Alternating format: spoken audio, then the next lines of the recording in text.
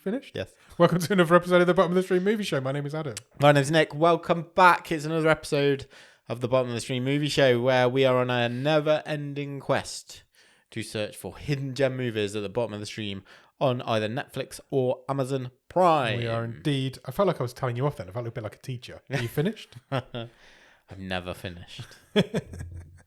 We do indeed. We look for hidden gems. We pick one. We watch one. We tell you all about it. And then we do it all over again the next week. And this week, we were given the movie Furie. We were. Furie is a Netflix movie. It was released in 2019. It is a 15. It runs for 1 hour and 38 minutes and is currently rated at 6.3 out of 10 on IMDb. Okay. 6.3 is quite high. Yes, sis. Thoughts? That's... I can see why. Yeah. Is this a slick movie? I think you would I would say. agree. It is a slick movie. That's a good way to describe it. This movie stars Veronica Ngo, I'm going with. She plays Hai Fuang. I just got a high. Hi. You might recognise this lady. Might I? You might. She's in she's in 2 Netflix originals. Okay. She's in The Old Guard. With Charlize Theron? Yes. I've not seen it, but I know of it. And The Five Bloods. No, I've not seen it. No? No, yes, I know it is the Spike Lee movie. Yeah. Well, yeah, I have seen that. I thought you had. Yeah. She's in that. She's also in The Creator. Which I've not was seen the AI robot movie from last year. I thought it was okay. And she's also in The Last Jedi. Oh, wow. So I have seen that. Very much hit the Hollywood mainstream. Nice. This movie's Vietnamese. We haven't said that. We have not. Also stars Mai Kai Vai Okay. as May. She's a child. She's never done anything before. And Phan. Although Phan is in his name twice, it's spelled differently. Okay. He plays Captain Vu Trong Luang. Or the Detective cop. Luang, I think Detective I've got him. Luang, or the cop, I think he is in my notes. Written by Le-van Kiet, K. Nguyen, and Nguyen Truong Nang. Okay. So one's got a surname Nguyen, one's got the first name. And directed by Le-van Kiet. This movie, it was Vietnam's entry to the 92nd Oscars. Oh, okay. That was the film they put. Every country puts a film forward for consideration in the best foreign. It didn't get nominated, but Vietnam put it forward. It's also the highest grossing Vietnamese film of all time. Really? Yes. Oh, that is good to know. It also has a prequel. Does it? It does, called Furies. Nice. The plural is also on Netflix. Oh. Came out in 2022, and it's directed by Veronica Ngo. Oh. But she's not. She's in it. She's not the main character in it, and she doesn't play the same character that she plays in this movie. I'm genuinely intrigued. I thought I was getting cramp. Sorry. Are you getting cramp? Yes. Are you okay? Yes, I'm better. Do you need to stop? No, I'm all right. Yeah, so I'll stretch out underneath. It's a prequel. I think it follows the cop, the detective, and his history with the nightclub that burns down in the backstory of this movie. My notebook's just gone off. Bear with me one sec. My notebook's just gone off is such a 20th, such a first world problem. My notebook has turned off.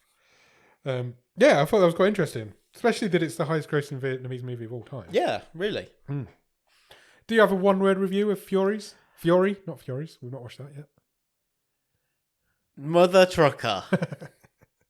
I knew you'd have mother in there somewhere. I just didn't know where you were quite going with it. She's in the truck for a period of She is for a little period. Basic premise of this story is a lady. She's a debt collector. Yeah. Her daughter's been kidnapped. She wants to get her daughter back. She's on the wrong side of the tracks. She is. And, she is on a revenge mission. Can I ask a question? Yes. I didn't count. Okay.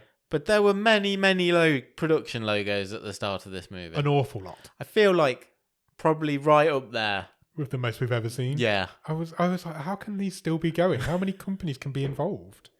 Yeah, there is a lot. Also found out quite early on that there's no dub in this movie. Again. No. It keeps happening to me and I don't like it. We are well past that now. I mean, I think what this season has shown us is that we don't need a dub. We don't need a dub. It is just much easier if we have one. Because I definitely do miss parts of dialogue when I'm trying to make notes and watch a film at the same time. Where does this movie start, Nick? There's quite a lot of fast talking as well in this movie. So I did have to sort of pause, go back. I just need to capture that. When I realised there wasn't a dub, I wasn't too bothered because I thought this is going to be an action movie. There's not going to be a lot of dialogue to it, which it is. I thought there's not going to be a lot of dialogue. but I was wrong. There is a lot of. There's quite a bit of like exposition that you've got to jot down. And, So I've done my best. We'll see how it goes. We'll just do what we always do. We've been doing this long enough now. We know exactly. Where's this movie start, Nick? It starts with quite a nice drone shot, actually. It does. Yeah. And we sort of zoom out above I don't know if this is the right word, a brick factory. Yeah.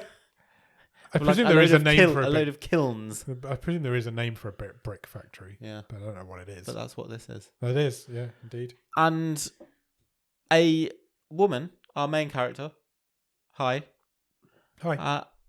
storms in because she is collecting some debts. She is indeed. And she smashes a brick off someone's face within the first minute of this movie. Yep. He is absolutely begging for his life afterwards. And he's like, give me more time, I'll pay you the money, Yep. And she decks him. Yep, she does. And then the drone shot reverses away from the brick factory. It does. And zooms in from into a pig farm. Yep. And the same situation's happening again. She's trying to get money off these pig farmers, although they're a bit more aggressive towards her. There's a few more of them. There's a few more of them, and they try and fight a little bit more than the brickman did. But Hai can handle herself. Yep, she can. She then goes to meet her boss. I presume it's her boss. She's like a shouty Vietnamese woman at the side of a river. So like a grain barge. That seems to be the HQ of this debt collecting. It does indeed. And she gets a bit of a dressing down from her boss. She's like, you've not quite got all the money here. Yeah, you're missing the money from the pig farmers. Yeah. What are you doing? But she does still get paid. She still gets paid for. But she's like, tomorrow or next week, whatever. You better come back with all the money. Yeah. She then goes shopping. She goes to a local food market. Yeah, floating market to buy some stuff. There's a few women bitching about her behind her back. She can hear. She buys pork, and then these two women on the counter of this market store, they are like the exposition duo. Yeah, it was quite strange because I was standing there. She bought her provisions, and these two ladies behind the counter are like, "Oh, that's the one with that weird daughter who has no dad. They don't know who the dad is. This is like the Scarlet Lady of the village." Yeah, there is a bit of that. And they're just having this conversation while she's like right there buying her pork. We then meet her daughter. She's being bullied by some school kids. Yeah. Her mother comes along and saves her from them. They're calling her a bastard. Yeah. And no friends. Yeah, they're horrible to her. They're young. They're young kids. They're only 8, 9, 10 kind of. Yeah, I'd say she's 8 to 10, her daughter. I'd say so. Who is Mai. Mai, indeed. Mai and Hai. Yeah. These two are. Go back home. They go home. It's a Radiohead song. I was going to go with it's a Japanese tag team. She goes home. She burns the rice. She's cooking rice. She burns the rice because she's having a bit of a moment outside, feeling sorry for herself. Yes. She burns the rice. Mai notices the rice has been burnt. While they're eating dinner, she managed to burn the rice and not cook the pork. Yeah, which is genuinely quite impressive. I would say. Luckily, Mai's cooked something else that she's managed to get hold of, and she's taken control of this situation. So she's done some secret cooking. Yeah, she has. They look delicious. Yeah, it did. It was like some sort of fish soup, wasn't it? I think it was. And they literally had a couple of mouthfuls of this. Yeah. And a shouting man turns up. It's the pig farmer, or one of the pig farmers. He's shouting that I can't believe you broke my brother's legs. Yeah.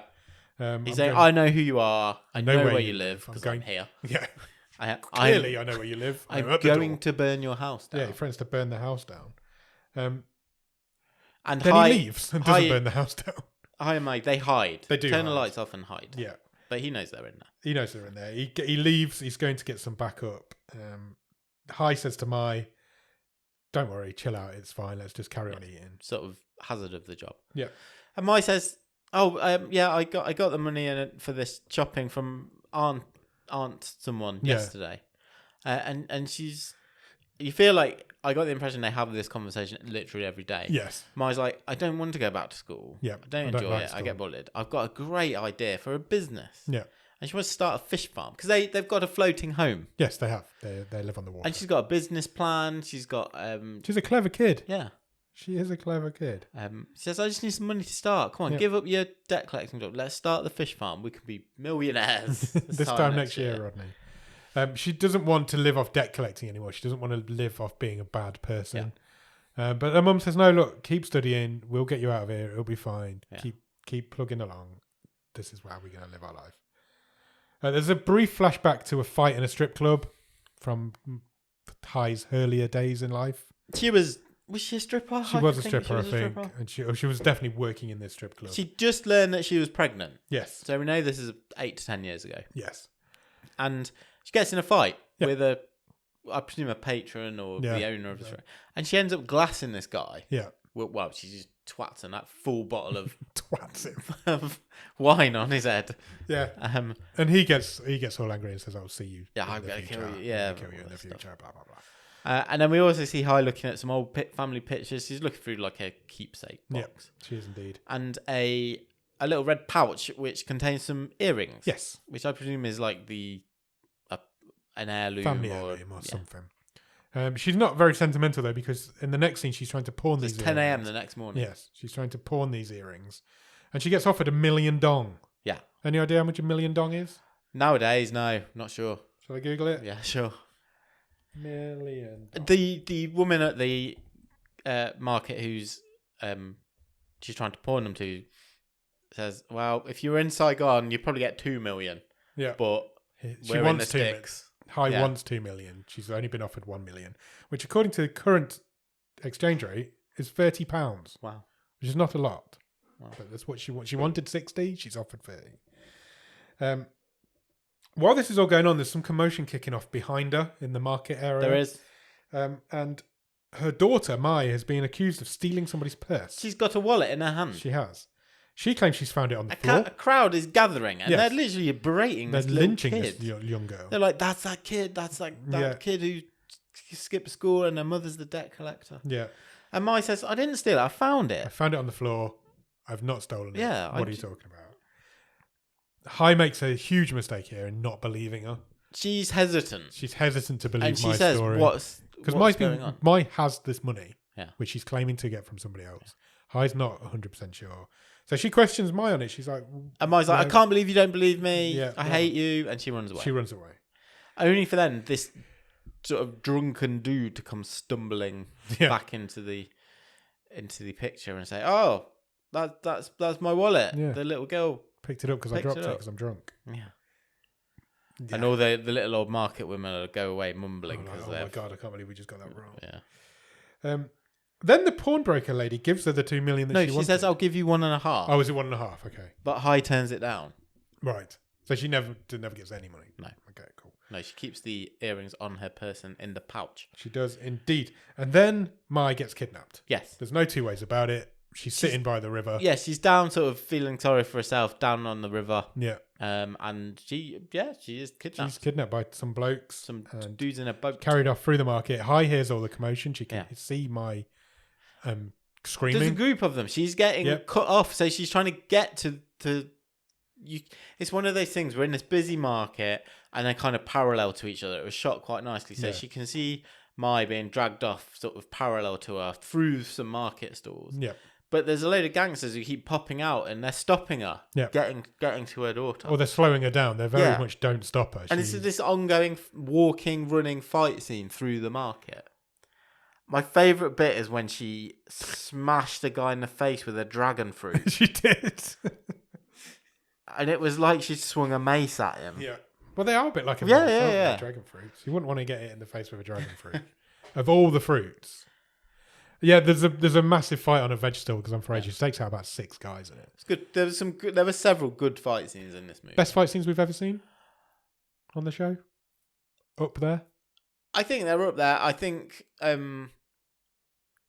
I still think Headshot. Yeah. There's some. Do you remember the fight scene in there in the police station with the table? Yes. That really sticks out for me. Yeah, same. But we have seen some good ones. These are best fight scenes by a woman in a market. Yeah, definitely. No, they are really good. There's some really good ones in this. I will say the directing in this film and the cinematography is really good. You can see why they're clean as well. They're not one of these. They're not these fight scenes. They're not blurry. They're not dark. They're not. Yeah, they're not one of these where it's just stuff's happening. They're well choreographed. Yeah. They're clear, and they're really well done. Yeah, good use of the environment around them. You can see why they've gone Oscars for this, because Yeah. it is really well made. I'll give them that. She takes out these guys. They still manage to get away. They get onto a boat. She launches herself at the boat. Yeah. And misses. well, she kind of hangs on the side, but then gets hit by an oar or something. a dude, he's got one of the poles, and just knobs her in the face with it. Knobs her in the face. And she's in the river. She's in the river. She gets out of the river. She steals a guy's motorbike. I put motorbike. I was sure it was a motorbike, and then the immediate next shot, she's on this little scooter. Yeah, but it must have been a scooter. It must have been a weird angle. So she's chasing a boat down the river. Down the river. She's on the bank. On the bank of the river on a motorbike. It's a great chase scene. Goes on for ages. She drives for a party. She's trying to find the way. She smashes through a load of bamboo. She does. It's a really good chase scene. And then suddenly there's someone behind her on another scooter. And it's Dragon Fruit guy. Yes. Because he's got all the marks on his face. He attacks her. She manages to drive him in front of a van. Yeah. But they both get taken out by this van. They fight in the river. They do. They both fall into the river. They're fighting in the river. And she ends up strangling him to death with, I've put vines because I didn't know what the word was. They Reeds? Yeah, but they were like edible reed plant. I don't know. Anyway. She strangles him some with sort something. of river plant. But because of this, she's managed to lose the boat. So she gets to this little town. Yeah. I guess the next tiny little village town. Downriver. And she sees the boat moored to the side of the road. Yeah. Side of the river on the side of the road. It's a water road. Yeah. And then a bus drives past her. And she manages to look through the window of the bus. And the guys are in the bus with her daughter. Yeah. So she chases the bus for a bit. She asks the bus gets away. She's asking around to see where the bus is going. Yeah. And this woman's like, I don't know, but most of the buses go to Saigon. Yeah, sure. So she's like, just go there. So then she's trying to get a ride to Saigon. Yeah. She's ignored by a few trying to hitchhike. She's ignored by a few vehicles. She asks these truck drivers if they'll take her. I thought they said no. They definitely said no. But then she's in the back of the jumps truck. in when they drive off. Yeah. She jumps in the back of their truck. Yeah, so I'm like, oh, she's snuck in. Yeah, but then they're in the front going, oh, she's a plucky little individual. She managed to get in. We'll just take her. So they do. They just take her to Saigon. And then this was a bit of padding because she's obviously in the back of this truck. They're on the way to the big city. And we just get a little montage that replays the film to date. Yeah, pretty much. And it's supposed to be, this is all the stuff rushing through her head as she's now basically all of her scenes with Mai. But yeah. All the arguments she's had with her. I was like, we've seen all this. Yeah. And we're only 25 minutes in. Yeah. I don't need the recap, but there you go. We then arrive in Saigon. It's 6 p.m. It is. It says that on the screen. Dusk is falling over Saigon. The rest of this movie's now set in Saigon. Yeah. Looks like a lovely little place. It's big and busy. Very busy. Lots of scooters. Mm-hmm. Lots of scooters in Saigon. So I've never been to Saigon. I haven't either. Never been to Vietnam. I have been to Thailand. So I've been to Bangkok. Same. I've been to Kuala Lumpur, Malaysia. Nice. Singapore. And you're a well-travelled individual. Less so Singapore, but certainly Kuala Lumpur and Bangkok. I can appreciate the just chaos. Onslaught of your senses. Yeah. It's like the smells, the sights, the noise. It's something else. I imagine Saigon is very similar. Yeah. I've got relatives that were held. I don't want to say held hostage. Okay. In Vietnam. We're getting dark. In Vietnam. This is a long time ago. Sure. They went on an organised boat trip. Yeah. With their travel company, and when they got to wherever they were going on this boat, the boat driver, what do they call them? Captain. Let's just say that. Said, "I'm not taking you back unless you give me £200 or the equivalent of £200." Yeah. So he was like, he literally blackmailed them, threatened to leave them there. I've just remembered, talking about boat captains, right? We would, four of us, so myself, my wife, and my two daughters, we were driving back somewhere through town the other day. I can't remember where we're coming from. Through our town? Yeah. And this guy steps out of his car with his kid and his wife, and he had a sea captain's hat on. Like a white, literally a white peak with a blue peak cap with an anchor and badge on. And I just went, look, a sea captain. I don't want to give away anything about where we're located in the world, but not near this. We couldn't be further from the sea in the UK. He wasn't wearing a uniform. He wasn't like a navy person. He was wearing just shorts and t-shirt, and a sea dressed normally, and he had a sea captain's hat on. You do see some sights around this town, I tell you. It was really weird. I just remembered that. That is weird. And I wonder if he's the same one who kidnapped my family. Anyway, we are now in Saigon. It's 6 p.m. The truck arrives. The two guys, quite friendly to her, let her out. They're like, we're here. Wake up. Welcome to Saigon, everybody.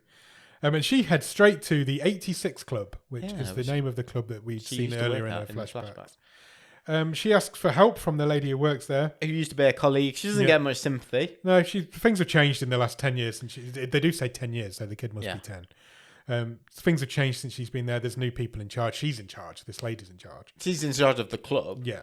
She says... There's new gangsters. You don't know any of these people. No. You don't know what's going on. Things have changed. She kind of warms up a little and says, look, I'll give you... So she gives her a name. Tan Soy. Yeah.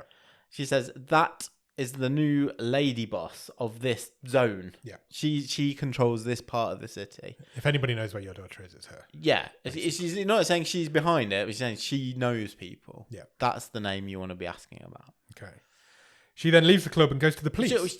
She also says to Hai, look, you should go to the police. Yeah. It's the sensible option here. So she does. It never happens in action movies, though, but it's happening in this one. She goes to the police, who are not much help. Well, there's some like pencil neck geek taking the notes. Yeah, he's like the assistant to the head detective, who he like hero worships this detective. And he is taking it seriously, but he's easily distracted. Yeah. So instead of like taking notes about the disappearance of Mai, he's more just telling Hai how amazing his boss is, this detective. He basically very much hero worships his boss.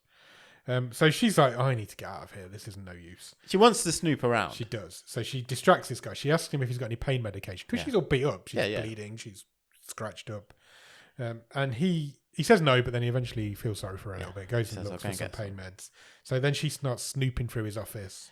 And there's loads of like, for them files. I know mood board's not the right word.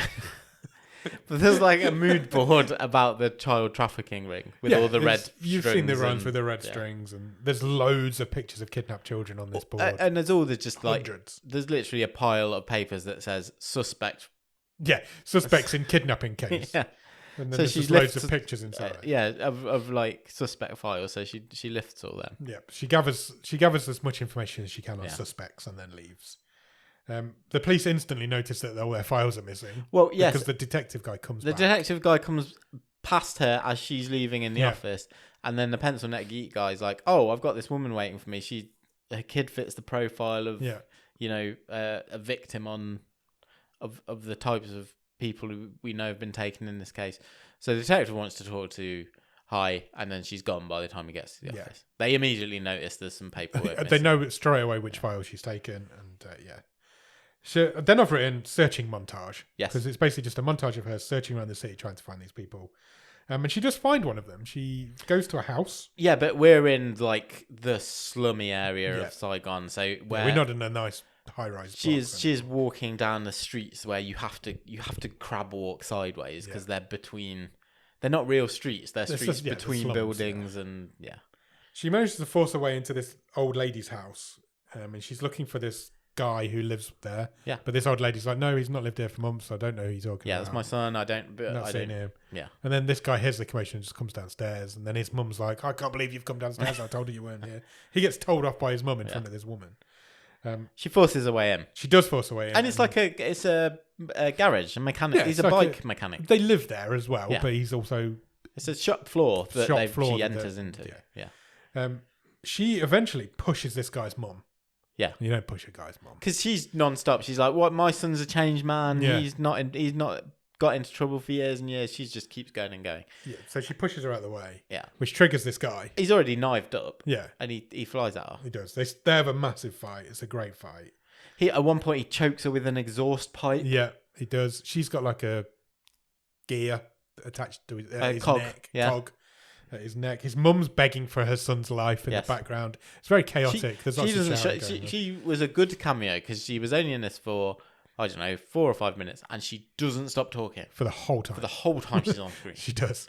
She must have the most lines in the film. I liked the bit in the middle of this fight. So he's throwing this stuff at her. At one point, she grabs a lit incense stick. Yeah. Out of off the mantelpiece and just shoves it in his face. She does. She stabs him with incense. And that kind of turns the tide of the fight. She's got this gear at his throat. She's cutting his throat. His mum's begging. His mum's like, tell her what she needs to know. And then the scene cuts away, and then they're both just smoking together, having a chat. And he says, "Look, I don't know who's got your kid, but if they get her to the train yard, it's too late. It's too late. She's done. You need to get to her before she gets to the train." He says once they've moved them out of the city, you've got no chance. They are straight into operating rooms. Yeah. And I'm like, oh, this is an organ harvesting ring. Jesus. And he says, look, these are the times when the trucks move out of the city to the rail yard. Yeah. That's your deadline, basically. Your best chance you need to get to them at that point. And he gives her an address he just gives her an address, and it turns out it's a shop that's just like a front for this operation. It's like newsagents. Yeah. So he tells her where to go, and she goes. She leaves him there. She leaves him alive. Which is quite handy because in the very next scene, the cop turns up at his house, detective, whatever his name is. So they presumably just worked their way through this list of papers that were missing with the suspect names on. And this guy's called Truck. The detective turns up at his house. He should have been called Bike. He should have been called Bike. And he basically says to this detective, look, I don't know what you're investigating, but that woman's a badass. He tells a story, doesn't he? And he basically a parable, I guess, about tigers and how aggressive female tigers are, and you should not mess with a female tiger who is guarding their cub. Yeah, because they will hunt you down for the rest of their life if they need to. And he's basically saying, don't mess with this woman, she's a badass. Because she just beat me in a fight. Meanwhile, Hai is fighting she fights a couple more guys. Yeah, so she's got through this frontage of this operation, this newsagent shop. She beats that guy up, and she's forces her way past a couple of guards. And again, this is like a flop house, isn't it? There's like dudes passed out with syringes in them. Yeah. And there's evidence. She breaks through, beats a couple more people up, gets to some back rooms, and there's evidence of some sort of surgery. Yeah. There's like bloody gauze and blunt instruments. She also finds May's shoes. Yes. Which is an issue. Yeah, there's a pile of kids' shoes and May's are there. We get a bit of a flashback to seeing May's shoes earlier on. So she breaks into what I've described as the boss's office. Yeah. Takes out two more guys and then meets up with this boss lady. Yeah, so she takes out her two henchmen who were, I don't know if they were actually twins. They looked a lot like. They were dressed the same. They both had flat caps on and axes. Yeah, they did. Both had hatchets. She takes them both out. She's then one-on-one with the boss lady. The boss lady's a bigger badass than she is. She beats her up, knocks her out. Plus, she's not had to fight 100 people. There is that also. But yeah, she knocks Hai out. And she makes a call. Yeah. And just as she's making this call, we're sort of like, we're now in Hai. Yeah. And we're in her head, and we see her eyelids are getting she's fading heavy, out. She's passing out. But she hears the boss say, train number, whatever it is, 46719, we'll leave at 2 a.m. The plan doesn't change. It's handy that was said while she was lying on the floor. And then she does go unconscious. She gets cuffed. And she gets thrown in the river. Yeah, again. A fucking deep river. Yeah. It was so funny because just throw her off this bank. They throw her off the side of this bank into this river, and then the director obviously wanted to do that really arty shot of somebody floating and the whole scene's water. Yeah, but it looked like it was like a million foot deep. Suddenly in the middle of the ocean. Yeah, it was a nice arty shot, but it looked silly in the context of the movie. And she wakes up in a hospital. Well, just before that, as she is keeping you up, as she is sinking. Yep. Drowning, we kind of have a flashback, and it's the first time we see we flashback to, I don't know if it's her father or grandfather, to Hai getting her martial arts training. Yes. And that's then intercut with memories of baby Mai toddling around. Yes. And all this is kind of flashing before her eyes as she's drowning. Yes, she does. And then she wakes up in a hospital. At 11:50 p.m. Yeah, it keeps giving us random time slots. I just wanted to know if this is basically, once the kidnaps happen, this whole movie takes place over a day, 24 hours. Less than a day, yeah. Mostly one night. She wakes up, the cop's there, the detective is there. She tries to get up, and the nurse is like, no. Was this supposed to be funny? I don't know if... The nurse character was supposed to be funny. Yeah, and again, I don't think it quite worked because of the not having the dub, but the first thing Hai asks is, how long have I been out? Yeah. Because she knows this train's going at 2 a.m. It's the last thing she lit. And the nurse goes, "Oh, months." Yeah. She's like, "What? What the fuck?" And then the nurse goes, "No, only an hour or so." Fucking hell. She tries to explain to the cop what's been going on. Yeah, Detective Wang's here. He's tracked her down. So she's like trying to convey to him what's happening to her daughter. She all this information she's got. But he's also saying to her, "Look, I know who you are. You're trouble. Yeah. You were involved when that nightclub burnt down a decade ago. All those years ago." So he's like, "Oh, you need to stay in the hospital. Stay out of my case." He's like, "You're getting in the way of this investigation." I'm on it. I will find your daughter. Yeah. We're on it.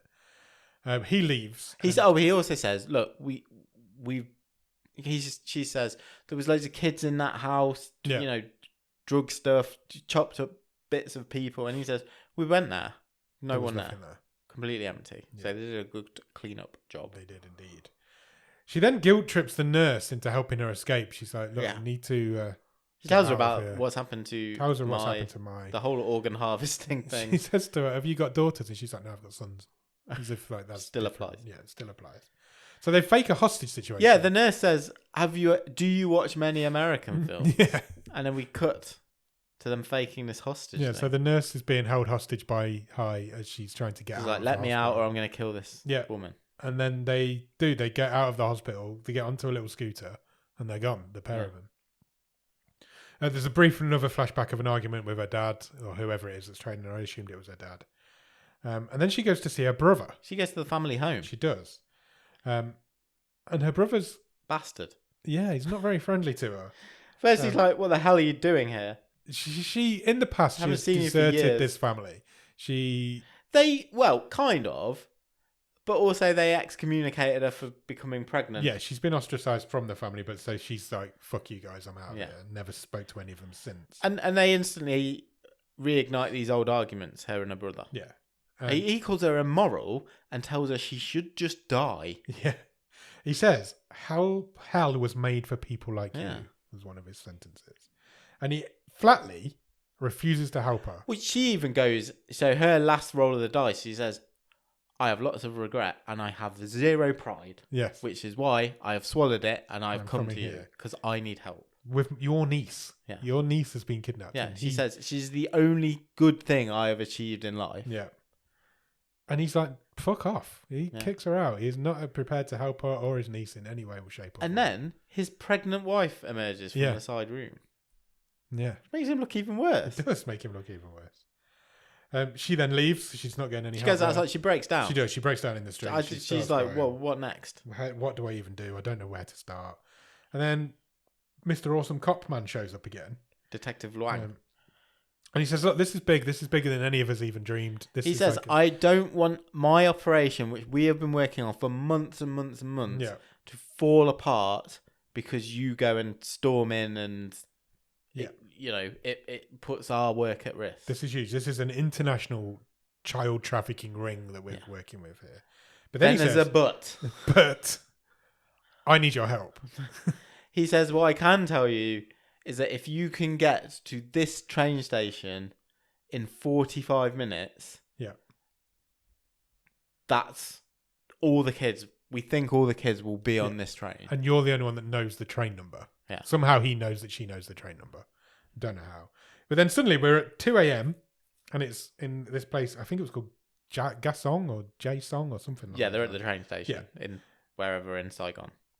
So the pair of them are there. They're working together now. It's only at this point where he goes, "I think we should get some backup." Yeah. It's like, you've had 45 minutes to organise that. This is a thing of months that you've been working on this case. She's like, she could still call, she doesn't call him out about that, but she's like, "No, I'm going on the train. As soon as I find that train, I'm getting on that train." And she does find the train. And against his orders, she gets on the train. And instantly is attacked by two guys as she's walking through the carriages. Train fight is my next note. I love a good train fight. You can't beat it. I thought this was quite funny because she takes these dudes out in this. It's just the standard passenger train carriage. Yep. And because as soon as the normos see that a fight's happening, they all run, scatter. She goes through this one carriage, takes out, I don't know, 4 or 5 guys. Yeah. And she moves on to the next carriage. And then Detective Luang walks in and fights the same guys. 2 guys. He does. Did you see how he beat them? he handcuffed one dude's leg to another dude's arm. Yeah. I love that. I thought that's a great way to do it. Yeah. And then suddenly she's on the roof. Because if you have a train fight, you've got to have a train fight. Yeah, the train's now moving. Yeah. And she's on the roof of the train. I guess she's trying to be stealthy. She's trying to skip a couple of cars. She's not very good at being fucking stealthy. Well, it's hard to walk banging across around on this train. roof like a crazy person. Yeah, and it has the opposite effect. They are immediately alerted that somebody's on the roof of this train. Yes. And so then you get a train roof fight, which is always a henchman is sent up there. Yeah. She takes out a load of dudes. We do that standard thing. It's a good fight, and then they both have to duck down when when a bridge comes or signal or bridge comes, and then one of the dudes is the dude from her past that said he was going to come back for her. Who she twatted with a bottle of wine earlier on. So she takes. He recognises her. Yeah. So she falls off the roof into the carriage. This is like one of the boxcar type carriages. Yeah. So they have a fight in there. Meanwhile, the boss lady's at the front of the train dishing out orders to some guys who are going to switch the signals. Yes. I couldn't quite tell what the plan was, but they're going to switch the signals and uncouple half of the train. Yeah, so the train goes one way and the carriages with the kids in are going the other way. Untrained. Yeah, they're just going to coast to wherever. The meeting. That's the plan, anyway. So there's still shitloads of fighting going on. Detective Wang is still fighting them, but he's a couple of carriages behind Hai at this point. She then starts fighting the boss lady again. Yeah. As she's doing that, some guy unhitches the train. And the plan works. The train goes one way, the carriages go another way, and they're still all fighting on the carriages. There is only one problem. What? Hai is on one side of the front bit of the train. Yeah. Detective Wang is still far enough back that he is, when the train separates, they're on different sections. Different sections. Luang looks across and goes, that's the front of my train. Shit, indeed. Then we have what I've just termed a brilliant lady fight. These two are fucking awesome women. There's a lot of shots to the elbows, knees, bending the wrong way. Yeah. It's great fight. Really good. It's a really good fight. It's better than their earlier fight. And Hai takes her down, and she says that one of my favourite lines in this film is, "I might be in the wrong place, but you took the wrong kid." Yeah, I love that. And then they fight again, and eventually, Hai beats her to death.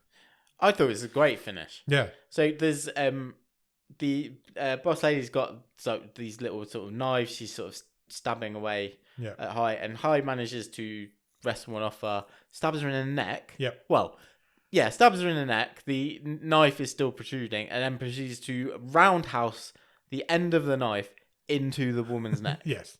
And she is gone. She is dead. She beats her to death, literally. And then instantly reunites with Mai. Mai's in the next there carriage. In the next carriage.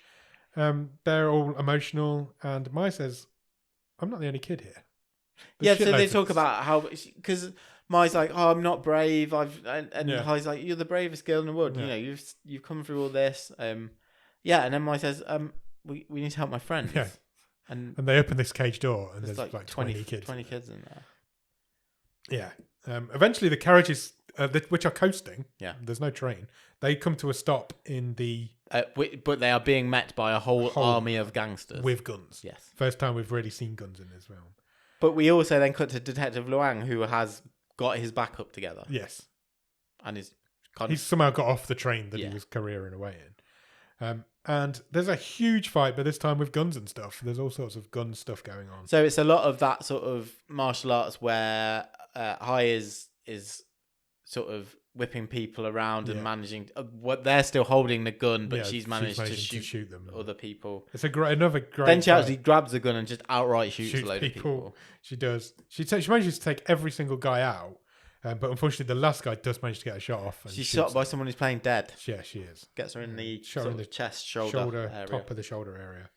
And then, just as he stands up. He's got the gun. He's about to execute her. He's about to finish her off. He gets shot by Detective Wang.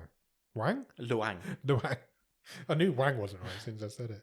And then loads of cops turn up. Yeah, they arrest all the downed gangsters. Everybody who's still alive gets arrested. They free the kids. They do. They rescue all of the kids. And Mai comes out of the carriage expecting to see her mum as the hero, but sees her mum presumably dead on the floor. Dead or dying on the floor. Yeah. And Mai's like, please don't die, I love you. Don't leave me. Etc, etc. And then, bottom of the stream trope. Breaking news. So good to see this. A news story. We don't get them very often, but we used to get them all the time. Child trafficking ring has been busted. Yeah.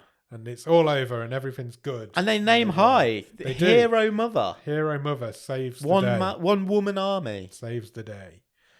We then cut to a hospital. Yeah. Where Mai is not being bullied by children anymore. No, she's made friends. She's made some friends. With the kids who were in the same horrible situation. Yeah. And then she goes to visit her mum in hospital. They have a reunion. They're looking at the cards and the flowers she's had. Yeah, she's had loads. She's a hero. Hi is fine. She's going to be okay. And that is where your movie ends. Oh, no, this is the last good line because Mai says to her, can you teach me your moves? Which was good. Oh, okay. Mai says that to her mother and Hi says, yeah, as long as you promise never to give up. Yeah, don't use something like that. And that's where your movie ends. Yeah. Thoughts? Look, I would say there's nothing new here. There's nothing groundbreaking here. But it knows what it is and it does it really well. It does. It's really good action. It's a story you've seen a million times, but it's done really well. It is. It's every one woman army or one man army movie is the same. Simple, basic premise. All people care about in this sort of movie is action. Yeah. And this movie's action from start to finish. Yeah. What more could you want from it? I just thought the ratio was good of the sort of story to action to fight scene. You know, you weren't waiting too long for the fight scenes, and I thought every fight scene was good. Yeah. Pretty original, like I said, making the most of the environment around it. I even thought she was only in 2 or 3 scenes, but like the boss lady was she felt like a formidable opponent. Yeah, exactly. Yeah, she did feel like a threat. So I just felt that balance was right. She beat her twice. Yeah. She lost a fight to her twice. I'd say my only criticism, maybe this is nitpicking, is we probably... nitpick. We haven't had a nitpick. Yeah, it was a nitpick. That the whole sort of this 10 years ago, she was involved with this club being burnt out, was kind of touched upon and not really... It makes you wonder if the idea for the prequel was there. So they were like, let's just lay some story here. But good performances, and I had a good time. Yeah, I did as well. Easy watch and an enjoyable watch. I paused it at one point to see how long was left and was surprised how little amount of time was left because I was obviously really enjoying it. Yeah, it's good. I thought it was great. I almost feel like that's quite boring analysis, but it's just a fun. This is my sort of movie. Yeah. This is my sort of relaxed movie. It's not the sort of movie I'd put on normally. Good action movie. I know it is you. Yeah. Yeah. I enjoyed it. I did as well. What's the best thing about it? I think it is the fight choreography. Yeah, the fight. I think the market fight was ace. It really was. When they kidnapped Mai. The market fight was great. The train fight was great. The bike/canoe chase scene was really good. The cinematography is really good in it. You can see why they went, oh, this might be all right for an Oscar. Like I said, it's clear. It's not one of this when you can't see any of the detail. No, it's not dark. There's not really any dark in it. Yeah. You can see, there's not, it doesn't feel like many people die, but a lot of people get beat up. Mm. So it's not like there's not gory. There's nobody like getting. There's a couple of like squelches and stuff, but there's no like bits heads hanging getting off crushed or anything, or arms coming off and things like that. There's none of that. There's a lot, like I said, there's a lot of like knees bending the wrong way and stuff like that. But there's not a lot of blood, I would say. What would you change about it? Again, it is a nitpick, but I think Detective Luang was probably a bit underserved. Yeah, I agree. Because he displayed some good action chops as well. I know it's not his film, but I think the prequel's his film. I get that. I've not seen anything. I genuinely might go and watch that. Yeah, okay. Just in my own time. Cool, do it. It was made 3 years later. I think it was made in 2022. Okay. So go and do it. It's on Netflix. No reason why you couldn't. Cool. You pay your money. You can watch your films. Yeah, take my choice. Right, we need to do stream table. Okay. This is a 10th film of this season. Yeah. Would you like me to read through the top 9 currently? Yes, please. Currently at number 9 is Freak Show. Number 8 is Barely Dreaming. Number 7 is Shark Lake. Number 6 is Nessie and Me. Number 5 is Cosmic Candy. Number 4 is Ape Canyon. Number 3 is Office Invasion. Number 2 is Frozen. And number 1 is Unknown Origins. Thoughts on that, Nick? I will say straight away, just to add a bit of tension, top 2. It's either the first or second best film we've seen this season. It is 100%. I have a inkling, but that is my tease. Okay. How about you? I agree. I think it is top 2. I think it's better than Frozen. I don't think there's even an argument to be heard there. Yeah. So the question is it better or worse than Unknown Origins? Now, I think where you've got to weigh up is that this doesn't have the originality. Yep. But it's slick. Yes. It sticks to its lane and it does a really good job of it. Yes. Personally, I would give the edge over Unknown Origins just because it's a bit wackier, it's a bit weirder, it's a bit different. And it feels a bit more bottom of the stream. Yeah. If that makes sense. Yeah. That wasn't getting nominated, well, potentially getting nominated for Oscars. So it's not the highest grossing movie from any country. And it is just Unknown Origins is just a little bit different, whereas these movies are 10 a penny. Yeah. There's not many from Vietnam. Yeah. No, and it's not. Great that we've had the opportunity to do that.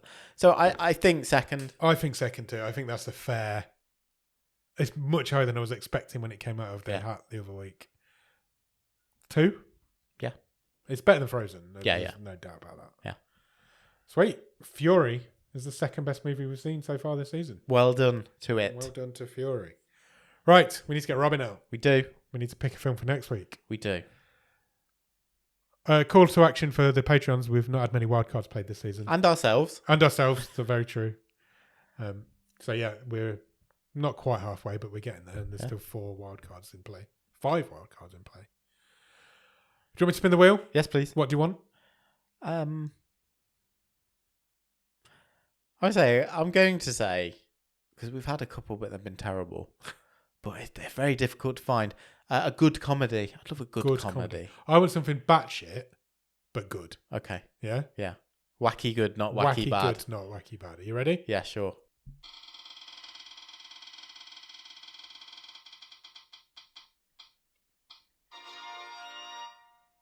Robin has picked us a movie called Don't Return. Interestingly, Amazon have this listed as... This is an Amazon movie, by the way. Yeah. Amazon have it listed as being called Don't Return. Okay. But IMDb have it listed as being called The Return. That's weird. That is weird, isn't it? Don't Return smacks... I don't know. I'm completely wrong here. It just feels like that is a... it's been translated to... It just feels like a weird title for a... Yeah. Funnily enough, they both have English posters. There's a poster with both titles on.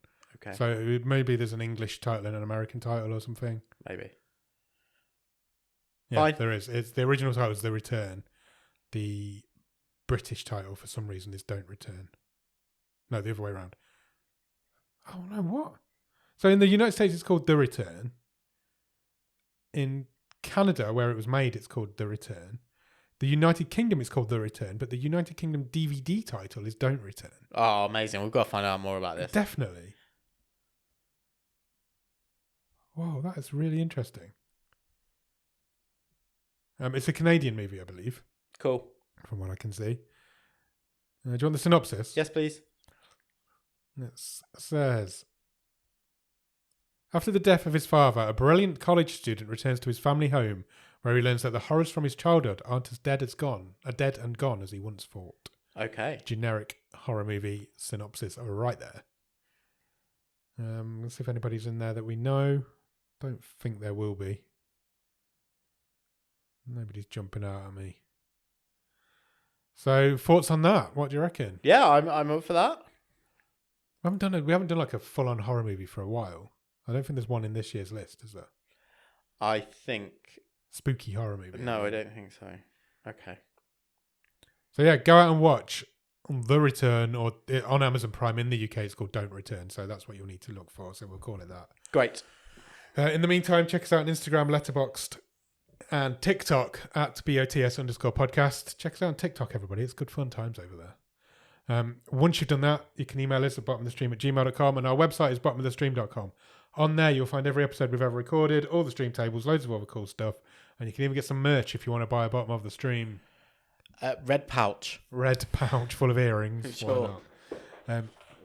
Do all of that. Then, when you've done that, head to Patreon. Patreon.com/bottomofthestream. On there for £5 every month. You'll get early access to episodes. You'll get bonus episodes. You'll get loads of other cool stuff.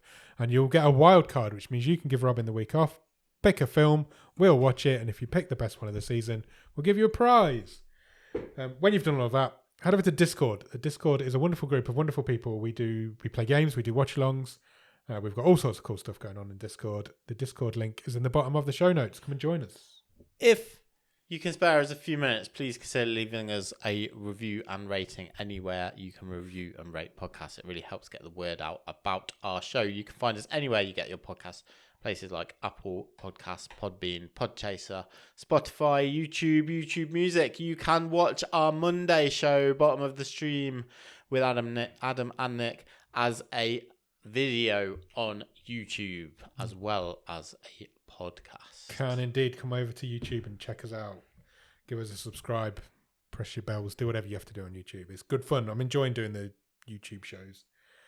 Do all of that. Go out and watch Don't Return, and we'll be back next Monday for Bottom of the Stream with Adam and Nick, and next Thursday for the movie show. Cheers! Bye!